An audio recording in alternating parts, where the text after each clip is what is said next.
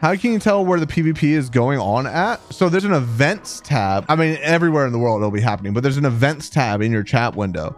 The events tab in the chat window will tell you when a pig is being captured or an outpost guard is killed or even a high level mob spawns. So if you're looking for content, you're looking for some PvP, keep an eye on that events tab. It will literally tell you like N17 in this world, this outpost guard is being killed by this person, right? And then you can be like, I'm gonna go kill that motherfucker, right? Do I need to say player skulls or just sack them? You can sack them if you need to. Like say we're leveling up the keep or we have a divine favor card or something like that. But you can also keep them to, you know, taunt your enemies. So how do you take ore out of the dregs? So you just access it the same way you access your vault in the lobby menu. So one, it needs to be in your world bank and dregs. And then you go to the lobby menu and up at the top of the screen, there's a vault tab. You hit the vault tab. On the right hand side will be the list of dregs banks that you have available to you. So that's, or the campaign banks. So whatever one you joined, you'll have a bank there for it. And then you'll be able to just open that up, check all the things you want to export and pull them out. You switch PvP worlds back and forth? Sure can. Your character can go into any world at any time. There's rule sets for that world and there's import and export rules for that world for gear, depending on the world, but God's Reach doesn't have anything like that. Your character can jump to any server, to any world, to any zone, can do, anything. You determine where you want to be and how you want to play the game. Can I explain how dregs campaigns work? Yeah, so dregs and campaigns are a world, a server like we've been talking about, right? It's a server with a rule set that has a win condition. The rule set can be, you can only bring in 50 items and they all must be equipable items. So you can't bring in any types of gold or potions or anything like that. It's only equipables, right? And then this campaign will start, say it starts on one day and it will last for a month. And then at the end of the month, the guilds that compete inside of dregs, they compete under the conditions that are the winning conditions of the campaign. So for instance, Conquest is a winning condition. You see in the top right of my screen how it has those shields with the numbers above them. Those are the conquest points for this world that I'm in right now.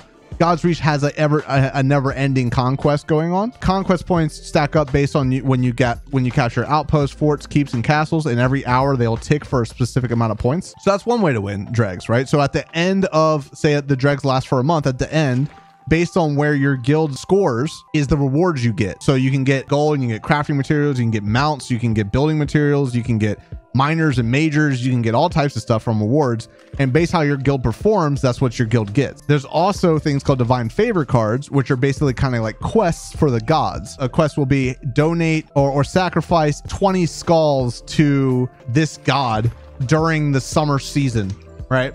So during the week that is in the summer season, you want to sacrifice as many skulls as you can to this god so you get the points for that divine favor card. And then at the end of the campaign, based on where you're ranking in the divine favor card, you get rewards for that as well. That's kind of like the system. And then inside of the worlds for dregs, that's where all the PvP is, all the keep sieges, all the large scale fighting, all the forts, and everything, all the really good harvestables, all that stuff. That's the thing that makes this game great, right? Those worlds, what I just told you, that whole thing, what I just said is one rule set.